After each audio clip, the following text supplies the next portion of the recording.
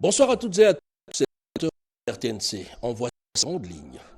À la une de ce journal, la centrale hydroélectrique Ruzizi 3, un projet intégré trois pays de la sous-région des Grands Lacs en énergie électrique, la RDC, le Burundi et le Rwanda, projet financé conjointement par la Banque mondiale et la Banque africaine de développement BAD.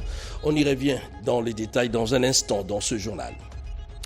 Ils sont très souvent à la base des embouteillages dans la capitale. Les véhicules poids lourds qui circulent la journée, interdiction faite donc aux poids lourds de plus de 20 tonnes sur la chaussée. Mais curieusement, on peut observer quelques-uns qui rament à contre-courant de la décision de l'autorité provinciale. On fait le point également dans un instant dans ce journal.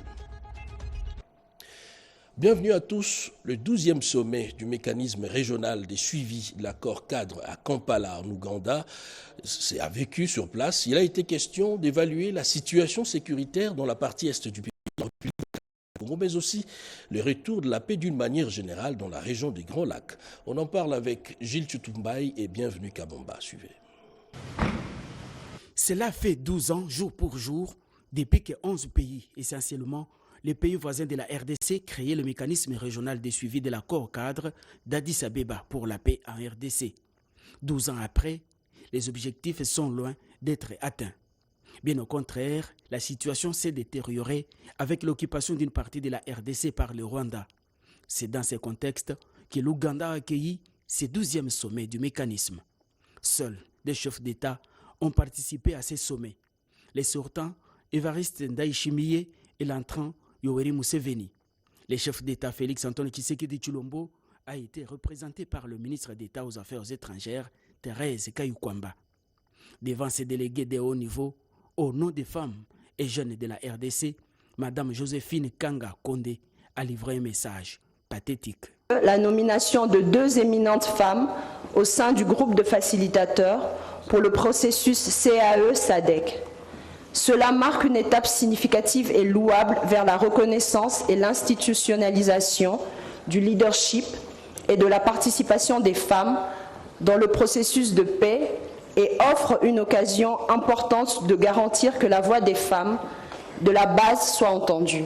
Nous, femmes et jeunes de la République démocratique du Congo et de la région, appelons à la mise en œuvre intégrale de la résolution 2773 pour un respect du cessez-le-feu dans les zones sous occupation, demandant l'imposition d'un embargo sur les minerais exportés frauduleusement de la RDC aux fins de couper les sources de financement des groupes armés. Le président entrant, Évariste Ndayishimiye a tiré la sonnette d'alarme sur les risques d'embrasement de la région. Excellence, au moment où je vous parle, la guerre qui se vit à l'est atteint son paroxysme et si rien n'est fait, elle risque non seulement de s'étendre dans les autres provinces de la RDC, mais elle peut aussi embraser certains pays de la sous-région. Je voudrais d'abord rappeler les principes auxquels les pays de la région se sont engagés.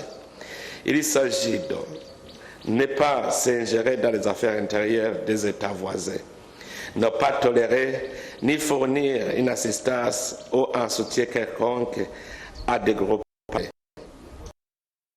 Aussi de respecter la souveraineté et l'intégrité du territoire et des États voisins, renforcer la coopération régionale, y compris à travers l'approfondissement de l'intégration économique, avec une attention particulière accordée à la question de l'exploitation des ressources naturelles. Il s'agit aussi de ne pas héberger ni fournir une protection de quelque nature que ce soit aux personnes accusées de crimes de guerre, de crimes contre l'humanité, d'actes de génocide ou de crimes d'agression, ou aux personnes sous régime de sanctions des Nations Unies. Et en fait, il s'agit de faciliter l'administration de la justice grâce à la coopération judiciaire dans la sous-région. Pour cette année, la présidence est confiée au doyen Yoweri Museveni. Il a la lourde charge de réussir là où ses prédécesseurs ont échoué. Chaque année, les chefs d'État du mécanisme finissent pour évaluer les avancées de ces mécanismes. Aujourd'hui, Force est de constater que ce mécanisme a échoué car sur le terrain, la situation s'est détériorée avec l'occupation d'une partie du pays par l'armée rwandaise. Face à l'évidence signée en 2013, cet accord vise à promouvoir la paix, la sécurité et la coopération en RDC et dans la région des Grands Lacs, en mettant l'accent sur la résolution des conflits armés et la protection des droits humains. Et la crise sécuritaire dans la partie est du pays, exacerbée par la présence de l'armée rwandaise, eh bien une délégation de parlementaires francophones a été reçue par le chef de l'État Félix-Antoine Tshisekedi pour évoquer évidemment cette importante question. D'autres précisions dans ces reportages. Le président de la République, Félix-Antoine Tshisekedi Tshilombo, a reçu en audience ce mardi, en début de soirée, une délégation parlementaire francophone conduite par l'honorable président de l'Assemblée nationale de la RDC, Vital Kamerhe. Il était question du plaidoyer pour le retour de la paix durable au Congo et dans toute la sous-région, partant de la résolution courageuse et importante adoptée il y a quelques mois à Montréal. L'honorable Hilarion Etongli, président de l'APEF, a livré la quintessence de cette rencontre. Chacun a pu observer que l'espace francophone est traversé par de nombreuses crises. Et la crise en RDC est une crise majeure. La durée, 30 ans, une cohorte de conséquences, destruction de biens, déplacement des populations. Je crois que ce sont des choses qui ne pouvaient pas laisser les parlementaires francophones indifférents. Et notre présence ici est l'expression même de la volonté des parlementaires francophones vis-à-vis du peuple congolais qui a souffert pendant toutes ces années. Notre ambition, je ne parlerai pas de prétention, c'est de contribuer par les voies de la diplomatie parlementaire, c'est comme ça que nous l'appelons, qu'elles soient plus actives et qu'elles nous permettent d'envisager, d'explorer des pistes qui sont susceptibles de nous conduire vers la paix, qui peuvent amener nos États à construire, leurs responsables à construire des ponts. Parce que sans paix, il n'y a pas de développement. Nous voulons contribuer à la construction d'un espace francophone traversé par une prospérité partagée.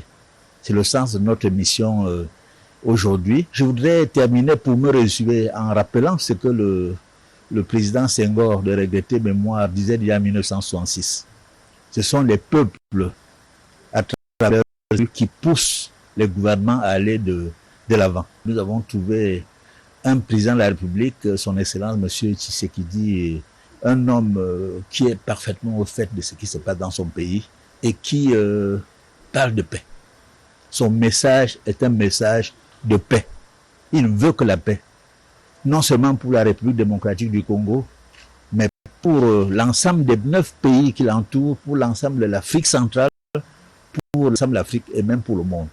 S'il n'y a pas de paix, il n'y a pas de développement possible. Il faut noter que les parlementaires francophones sont plus que jamais déterminés à trouver une solution pacifique à cette situation dramatique qui plonge l'Afrique centrale dans un tumulte sans nom.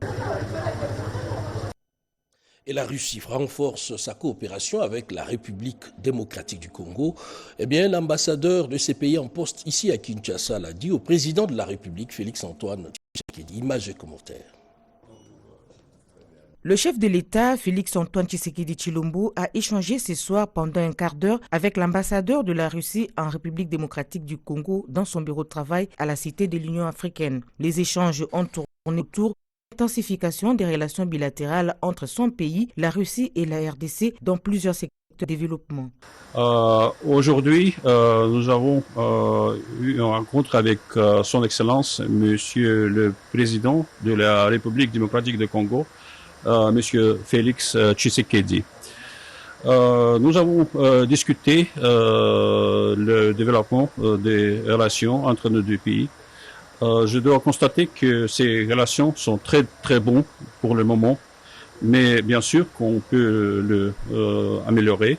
Et nous avons discuté dans quel domaine on peut travailler encore pour développer encore nos relations et qu'est-ce qu'on peut faire pour le développer. Cette conversation était très très utile, très très ouverte, je pourrais même dire sincère, Et je crois que ce que nous avons discuté, c'est un orientir pour nos actions en futur. Satisfait, il salue déjà ce qui est accompli entre les deux pays et promet des résultats probants. José Mukwayanzo, visage très connu dans le milieu associatif, n'est plus. Eh bien, le président de la République, Félix-Antoine Tshisekedi, lui a rendu les derniers hommages. Blandine Zovo était sur place.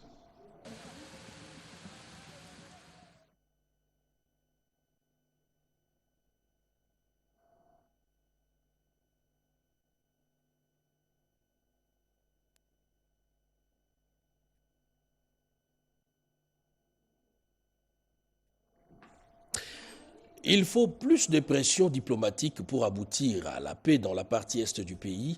Les speakers de la Chambre basse du Parlement, Vital Kamerhe, a échangé tour à tour avec une délégation des parlementaires européens avant de recevoir les présidents du CESAC, Christian Bossembe, venu présenter les rapports annuels de son institution, Anim Balaka. En visite de coopération en RDC, une délégation de 11 parlementaires européens, conduite par Yves de Votmant, a été reçue ce mercredi 28 mai 2025 le président de l'Assemblée nationale Vital Kamerhe. Cette mission intervient dans un contexte de conflits persistants et de crises humanitaires dans l'est du pays.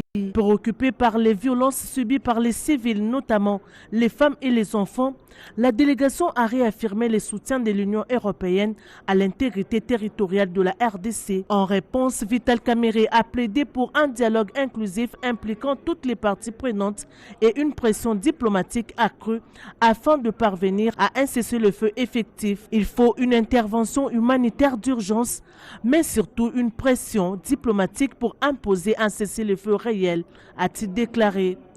Concernant l'exploitation minière, le speaker de la Chambre basse du Parlement a appelé à une gestion responsable des ressources naturelles dans le respect des normes internationales. La rencontre s'est conclue par une volonté commune de renforcer la coopération parlementaire. Dans un autre registre, Vital Kamerhe a reçu Christian Bossembe, président du Conseil supérieur de l'audiovisuel et de la communication, venu lui remettre le rapport annuel de l'institution. Les documents retracent les actions menées en matière de régulation des médias, de monitoring électoral, des contentieux médiatiques et des formations des journalistes. Les rapports retracent toutes les activités annuelles, ce que nous avons fait, le grand projet, les difficultés, les perspectives, bref, la vie quotidienne de l'institution. Et nos grands défis d'ailleurs, je crois que quand le président lira cette assemblée, ce rapport, et lorsque la représentation nationale lira ce rapport, on prendra bien évidemment les vrais problèmes et surtout les vrais défis. Soulignant les devoirs de redevabilité du CESAC, Christian Bossembe a salué l'importance du lien institutionnel avec le Parlement.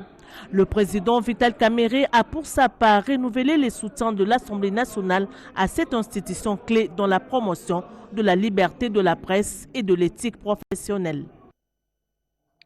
Les sujets fait la une de l'actualité. Eh bien, c'est ce mercredi que la commission spéciale et temporaire chargée d'examiner les réquisitoires du procureur général près la Cour de cassation, Firmin Vondé-Mambou, contre le ministre d'État, ministre de la Justice et garde des Sceaux, Constant Moutamba, va clôturer les travaux pour permettre à la commission d'avoir tous les éléments nécessaires. Le procureur près la Cour de cassation, Firmin Vondé, a été reçu par le rapporteur de l'Assemblée nationale, le professeur Jacques Njoli Essengeli, en vue d'être auditionné par la commission spéciale. Toutefois, il faut signaler que rien n'a filtré de cette audition, étant donné que les travaux de cette commission spéciale et temporaire se déroulent sur place à huis clos. Et cette commission spéciale va présenter son rapport à la représentation nationale lors de la séance plénière de ce jeudi 29 mai pour examen et adoption. Et juste après, le procureur général, Firmin Vondé, il a été également reçu le ministre d'État, ministre de la Justice, Constant Moutamba. Nous allons y revenir avec plus de détails dans nos prochaines éditions. Au Sénat, la plénière de ce mardi 28 mai a été consacrée à l'examen et adoption d'un certain nombre de lois sur la ratification des conventions relatives à l'enseignement professionnel et celles portant sur les principes fondamentaux relatifs à la culture et art en République démocratique du Congo. Janine Kalinga, bienvenue Lusala et Gilles Ompiana. Sous la présidence de l'honorable Jean-Michel Samalukonde Kyenge, le Sénat a voté par appel nominal et sans débat deux lois importantes. Cela porte sur la ratification de l'ordonnance loi du 10 février 2025 relative à la Convention sur l'enseignement professionnel ainsi que sur les principes fondamentaux relatifs à la culture et aux arts en République démocratique du Congo. La première loi autorise la ratification par la République démocratique du Congo de la Convention sur l'enseignement technique et professionnel signée à Paris le 10 décembre 1989.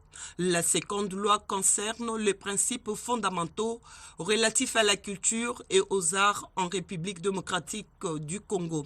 Ces projets de loi ont déjà été soumis à une seconde lecture à la Chambre basse du Parlement. Les autres projets à soumettre à l'approbation de l'Assemblée plénière ont été reportés pour la semaine prochaine. Lors de cette séance plénière, le ministre Marc Ekila a présenté l'ordonnance loi numéro 25/026, soulignant que cette convention vise à renforcer la coopération internationale dans les domaines de l'enseignement technique et professionnel. Il a également mis en avant son rôle dans le maintien de la paix entre les États. De son côté, Yolande Elebe, ministre de la Culture, a défendu l'ordonnance loi numéro 25/030 en précisant qu'elle répond aux normes internationales tout en valorisant l'identité culturelle de la RDC.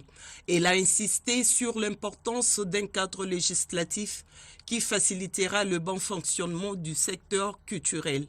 Après les exposés des motifs, quelques sénateurs, dont l'honorable Mpanda et l'honorable Lingepo, ont proposé des motions d'ordre selon l'article 129 de la Constitution.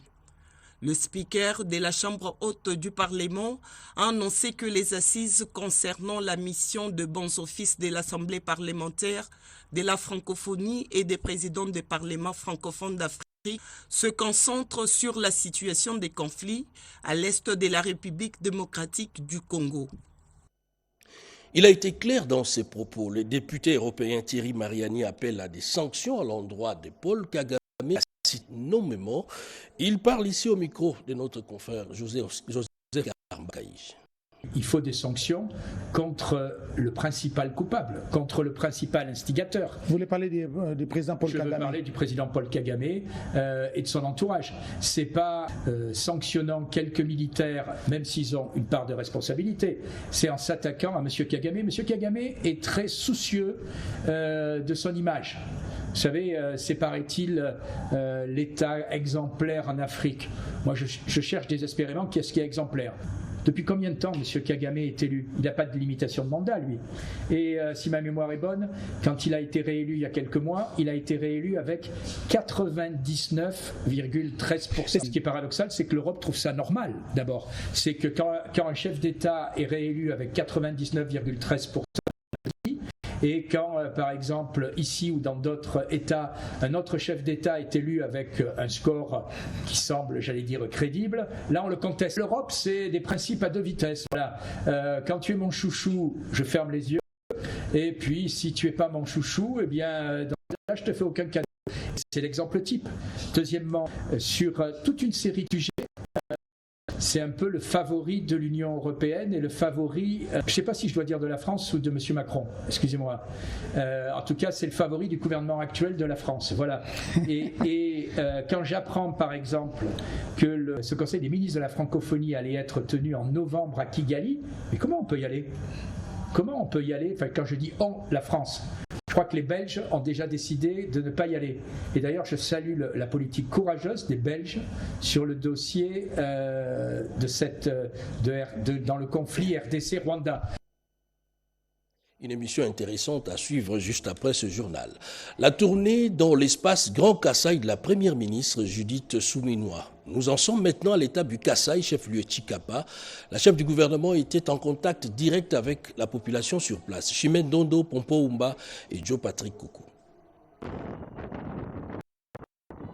À Chikapa, dans l'ouest du pays, la première ministre Judith Suminwa Tuluka a plongé mardi 27 mai dans les urgences du quotidien. C'est sous un soleil pesant que Judith Suminwa Tuluka a entamé sa visite sur la RN1 à 119 km de Tshikapa. Les ponts Luangue menacent de céder. Judith Suminwa Tuluka s'est rendue sur place, saluant les efforts locaux tout en appelant à une action plus forte. D'abord, la première chose, le constat, c'est de dire, en termes d'infrastructures, particulièrement les routes, quand on commence quelque chose, il faut s'assurer qu'on l'a bien exécuté pour qu'on n'ait pas des problèmes par la suite. On voit avec le pont Luangue, on a fait le pont, on a mis les murs de soutènement, mais on n'avait pas pensé qu'il faudrait peut-être bétonner ces murs-là pour éviter que ça disparaisse. Le mur, il est parti. Donc maintenant, il faut trouver les financements pour pouvoir consolider les murs et aussi consolider le pont parce qu'il n'y a pas eu de maintenance. Donc tout ça, ça fait partie des problèmes qu'on rencontre tous les jours dans notre pays. Ça fait des années que ça se passe. Et aujourd'hui, à un moment donné, il faut agir parce que sinon, on risque de tout perdre. Donc on en est là. Les structures sanitaires ont ensuite retenu son attention. L'hôpital général de Tshikapa et la zone de santé de Kanzala.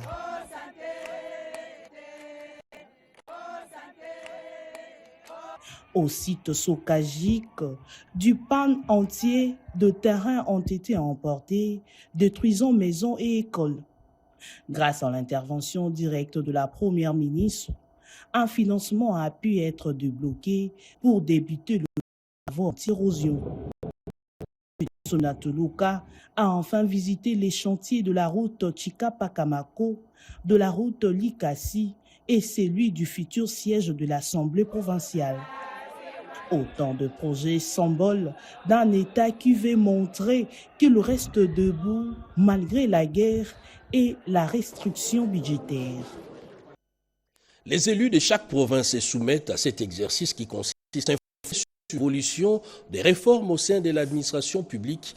Eh bien, les élus du Haut-Ouélé ont été autour du vice-premier ministre, ministre de la fonction publique, Jean-Pierre Liaou. Nadine Kilosho et Moke Maluma.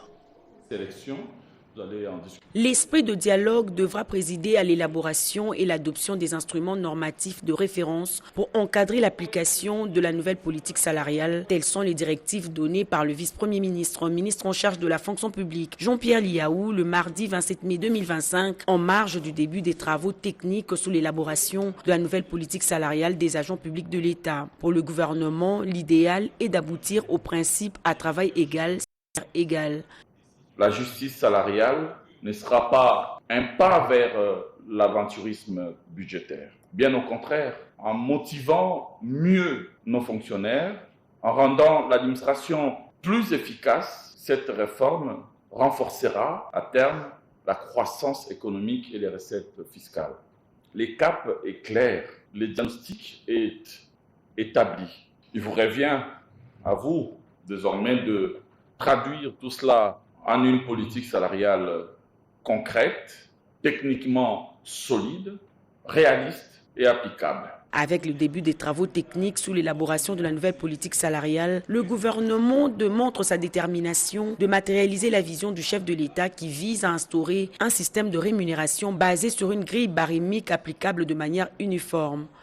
Il nous faudra donc opérer un rééquilibrage budgétaire, combinant rigueur, dialogue social et réformes structurelles. Cela implique notamment une gestion stricte des recrutements, en gênant tous les recrutements avant la finalisation de cette politique salariale. Ces travaux techniques devront instaurer les bases pour refondre en profondeur les systèmes actuels de rémunération.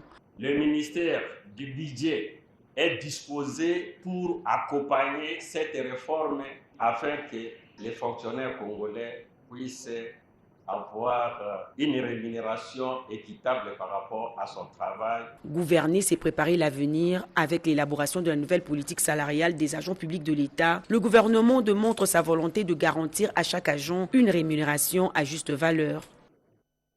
C'était plutôt les travaux sur la nouvelle politique salariale. C'est un pas important de l'économie nationale, les secteurs informels. Le ministère de l'économie a lancé il y a peu le processus d'identification des activités informelles qui sera couplé avec une opération d'assainissement des principaux axes où s'exercent les petits commerces. C'est un commentaire signé Rodé Panda. La séance de travail de ce mardi 27 mai 2025, convoquée par le vice-premier ministre de l'économie nationale, Daniel Mukoko Samba, avec la participation du ministre provincial de Kinshasa en charge du plan budget, emploi et tourisme, Jésus Noël Cheke, était consacrée à la présentation du projet relatif à l'identification des activités informelles sur les principaux axes et pôle structurant de la ville de Kinshasa. Daniel Mukoko Samba voudrait apporter la contribution du gouvernement central dans le processus de l'embellissement des espaces publics urbains de la capitale, en vue d'éradiquer l'insalubrité, situation qui prive à la ville de Kinshasa son image d'une ville moderne à cause de l'absence d'une politique efficace dans la gestion des déchets produits par les commerçants du secteur informel. Cette phase expérimentale du projet vise 4 sites, notamment Kintambo Magasin, Rond-Point des Huileries, le couloir Kimputa et la place des Évolués dans la commune de la Gombe. Monsieur le vice-premier ministre, ministre de l'économie nationale, porte l'initiative du gouvernement central qui vise la formalisation de l'économie informelle d'une part, mais à contribuer également au développement et à l'équilibre du paysage urbain, quitte à voir comment intégrer les millions de compatriotes qui exercent les activités économiques à travers nos rues, nos avenues et autres, qui s'incrustent dans les décors urbains. Comment mettre une dynamique en place qui équilibre à la fois les activités économiques, la beauté du paysage urbain et l'environnement. Ici, nous sommes dans un processus de mutualisation des efforts. Nous allons travailler main dans la main pour que, comme il a annoncé très rapidement, que nous bouclions d'abord la phase préliminaire de collecte des données et par la suite, nous entamons le processus de développement de ces différents projets. Pour réussir ce processus de l'embellissement de la ville de Kinshasa à travers la formalisation de l'économie informelle, le ministre de l'économie nationale va s'appuyer sur l'expertise locale avec le concours des étudiants de différentes filières telles que l'architecture de l'Académie des Beaux-Arts. Certes, le briefing presse d'hier a porté sur une thématique précise, commerce extérieur, levier de la croissance économique en RDC, mais les sujets sur les derniers messages de l'ancien président Joseph Kabila s'est invité également, Jacques Kavoba. Ce face-à-face avec la presse a porté sur le thème commerce extérieur, levier de la croissance économique en République démocratique du Congo. Dans son adresse, le ministre de la Communication et Médias, Patrick a ses conseils de redevabilité. La République démocratique du Congo est engagée actuellement dans un processus de discussion, notamment avec le gouvernement américain, de ce qu'on appelle le deal minier. Au centre justement de ces discussions, il y a bien un point qui figurera à bonne place. Il s'agit du commerce et spécifiquement du commerce extérieur. Vendredi dernier, en Conseil de ministres, nous avons encore eu l'occasion de vous entendre sur les sujets, sur la nécessité pour la République du Congo de ratifier un certain nombre de textes dans le domaine du commerce extérieur que nous voulons utiliser un levier des développements. Pour sa part, Julien Paluku, ministre du Commerce extérieur, est revenu sur les avancées enregistrées. Il a souligné qu'en plus du secteur minier, la RDC a intérêt à investir dans les secteurs agricoles. Notre commerce extérieur a été tiré par le secteur minier. Mais lorsqu'on examine la manière dont le secteur minier a participé au développement de la RDC, on se rend compte pratiquement que la RDC n'a pas tiré profit de ce secteur minier. Voilà pourquoi le président de la République, son Excellence Félix Antoine Tshisekedi, nous a demandé de diversifier, notamment en allant vers le secteur agricole. Et c'est l'essence de toutes les politiques que nous avons pilotées au niveau du ministère du Commerce, notamment la stratégie nationale de promotion des exportations, qui prépare l'identification des produits qui sont porteurs désormais de croissance pour la RDC.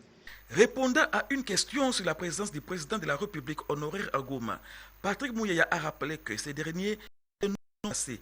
Il ne faut vraiment pas se perdre de vue avec lequel nous sommes actuellement en train de discuter dans Washington pour trouver solution, c'est le Rwanda. Et il est hors de question que nous laisser distraire pour prêter les flancs à ceux qui ont un rôle secondaire au Rwanda.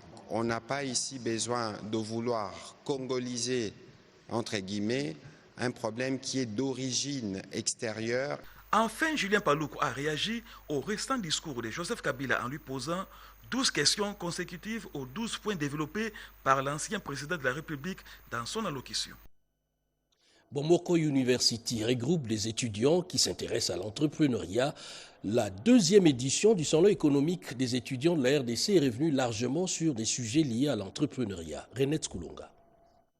Une jeunesse formée, consciente et impliquée pour la transformation de la RDC, tel est l'objectif de cette deuxième édition du Salon économique qui s'engage à promouvoir l'excellence scientifique, sociale et citoyenne dans l'entrepreneuriat, nous fait savoir le coordonnateur de Bomoko University, David Mpoyi. Puisqu'il y a des structures que le président de la République a mises en place pour accompagner ces jeunes-là, question de promouvoir le jeune-là, porteur de projet, dans le but de réduire le taux de chômage.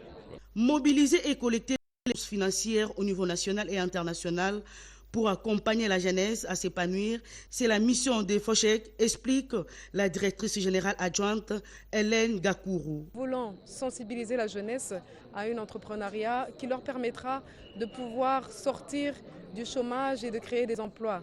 Le FOGEC reste à côté de tous ces jeunes. Le FOGEC a même des produits pour les jeunes qui leur permettront de pouvoir obtenir des financements auprès des banques et accroître leur activité. Construire la RDC plus belle qu'avant, innover dans une dynamique résolue et réelle avec la NADEC, ça ressort de Lionel Okonda, chargé des partenariats. La donne la plus importante, c'est d'avoir d'abord une base solide sur l'entrepreneuriat. Que dit l'entrepreneuriat et qu'est-ce que l'entrepreneuriat doit apporter au sein de jeunes étudiants. Ce que nous sommes en train de faire, ça répond à la vision du chef de l'État à travers la formation à l'entrepreneuriat par la loi sur l'entrepreneuriat en RDC. Madame le directeur général de la RTNC, Sylvie Elengue Nyembo, ici représentée par Blaise Boko Kiasanta, coordonnateur de la RTNC 3, a édifié la jeunesse sur la narration de l'identité nationale, vecteur de l'unité, en accompagnant les ambitions de la jeunesse avec responsabilité, étant média public dans sa mission d'informer, former et divertir. La jeunesse demeure au cœur du développement pour un Congo nouveau, meilleur et prospère. La campagne, elle, est planétaire. La RDC est candidate pour un siège permanent au Conseil de sécurité des Nations Unies. Le vote est prévu pour le 3 juin prochain et l'opération Séduction, c'est déjà maintenant. L'ambassadeur de la RDC au Canada a réuni les diplomates africains. Doris Mozo. La campagne de la République démocratique du Congo pour un siège non permanent au Conseil de sécurité des Nations Unies pour les mandats 2026-2027 a été couronnée de succès au Canada. Pour clôturer cette campagne, l'ambassadeur de la RDC à Ottawa a réuni dans une réception le groupe des ambassadeurs et diplomates africains en poste à Ottawa. Joska Kabongo, ambassadeur plénipotentiaire de la RDC au Canada, a tenu à faire un dernier appel avant le vote prévu le 3 juin prochain.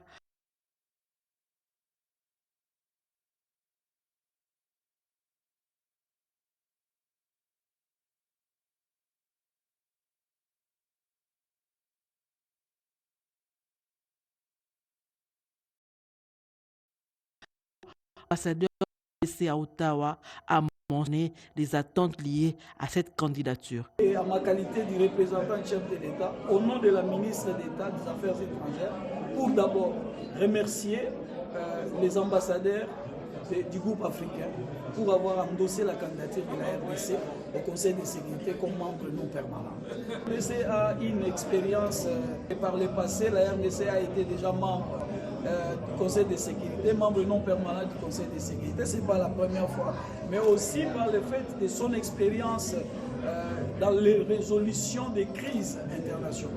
L'ambassadeur du Maroc et doyenne du groupe des ambassadeurs africains à Ottawa, Souria Otmani, a quant à elle appelé à une unité autour de cette candidature. Au nom du groupe des ambassadeurs africains accrédités à Ottawa, la candidature de la République démocratique du Congo reflète cette conviction et marque également la volonté du continent de renforcer sa présence au sein des instances décisionnelles des Nations Unies.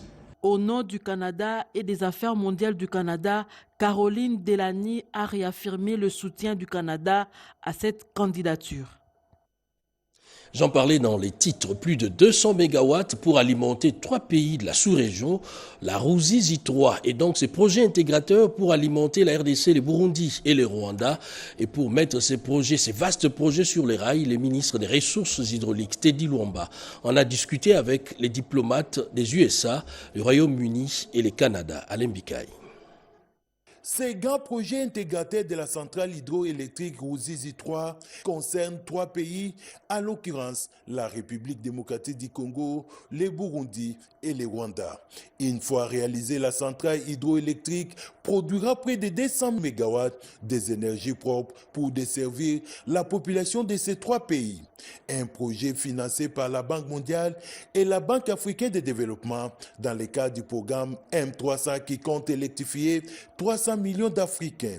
C'est dans ce cadre que le ministre des Ressources hydrauliques et électricité, professeur Teddy Luamba Mouba, a échangé avec les ambassadeurs des États-Unis, du Canada, de la Grande-Bretagne et celui de l'Union européenne. Teddy Luamba Mouba a présenté la position du gouvernement congolais, les difficultés qu'il rencontre ces projets pour sa mise en œuvre. C'est entre autres l'insécurité créée par l'occupation rwandaise dans cette partie du pays. On a retenu qu'il y a une forte volonté politique derrière ce projet comme moteur de développement économique, mais aussi comme vecteur de paix qui va vraiment dans le sens d'une intégration régionale ou sous-régionale économique. Nous voyons très clairement, dès qu'il y a une retraite des forces rwandaises et de la M23, de la zone sous occupation, que ce projet puisse réellement être implémenté en faveur de toute la population de la sous-région. De ces faits, les patrons des énergies en République démocratique du Congo poursuivront les plaidoyers auprès de bailleurs pour le démarrage effectif de ces projets des grands barrages Ruzizi 3. On en vient à ces faits. Kinshasa et ses embouteillages. Des solutions sont pour la plupart à géométrie variable. La mesure portant interdiction des véhicules poids lourds de plus de 20 tonnes en circulation la journée fait partie de ces trains de mesures. Cette mesure est-elle appliquée? Si oui, comment? Et sinon, pourquoi? Diane Balaka a signé ces reportages. Ces camions remorques et d'autres véhicules de plus de 20 tonnes arpente la route Matadi au niveau de Mitendi, à la limite avec la province du Congo central. Ces camionneurs attendent 22 heures pour redémarrer leur moteur et entrer à Kinshasa. Circulation autorisée jusqu'à 5 heures du matin. Une mesure fort saluée par les conducteurs de taxis, taxibus et d'autres petits engins qui sentent les effets sur la fluidité du trafic. C'est une très bonne décision. Mais et là, comment le gouvernement a la tenace. Dans toutes les républiques, les lois se font. Et parmi les Nyonso, la République, et Zalaka, on a mototé. Il y a un côté un autre côté le gouvernement a maintenu nul n'est au-dessus de la loi. Les chauffeurs finissent toujours par réfléchir. Certes, les camions de plus de 20 tonnes sont interdits de circuler pendant la journée. Certains conducteurs sollicitent du pouvoir public des mesures d'encadrement. Le communiqué ne leur demande pas de garer sur la chaussée. Donc tous ces véhicules-là appartiennent à des personnes, à des sociétés qui ont des dépôts. Pendant que vous ne pouvez pas circuler, vous devez garer vos véhicules dans les dépôts. Et vous verrez que non, sur la chaussée, il y aura moins d'embouteillages. Et ce qu'ils font là, l'État doit aussi les sanctionner. C'est un mauvais stationnement. Donc, c'est à l'État de faire son travail. Le respect strict de cette mesure prise par l'autorité urbaine va, à coup sûr, contribuer à la réduction des embouteillages à Kinshasa. Il s'est posé un problème technique dans la diffusion de ces reportages. On y revient maintenant à l'instant même. José Mukwayanzo, j'en parlais tout à l'heure dans ce journal. Un visage très connu dans les milieux associatifs n'est plus.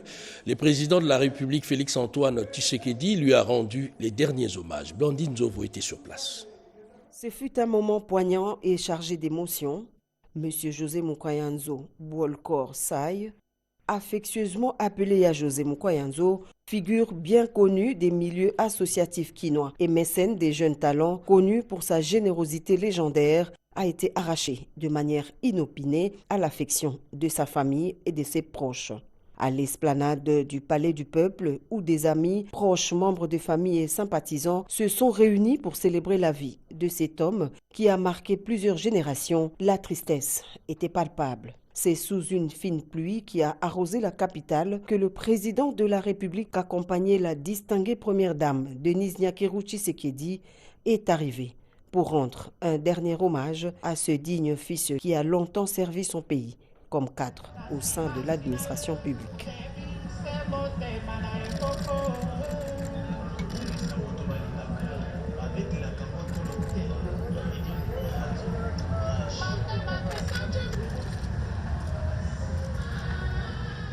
La grande famille Mukwayanzo décrit à José comme une personnalité chaleureuse et généreuse.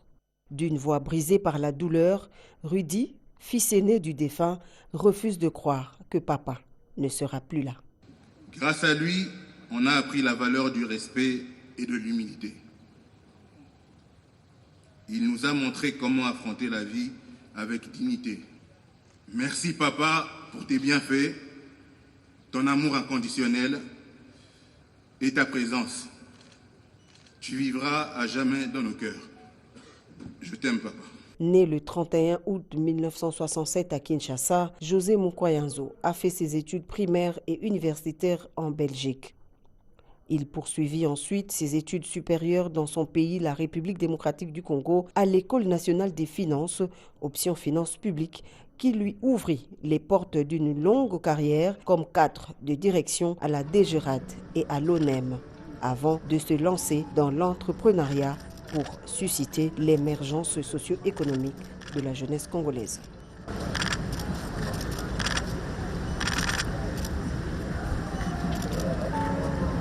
Eh bien, José, on est laissé son excellence, Béton. Et voilà, c'est la fin de ce journal. Merci de l'avoir suivi avec beaucoup d'intérêt.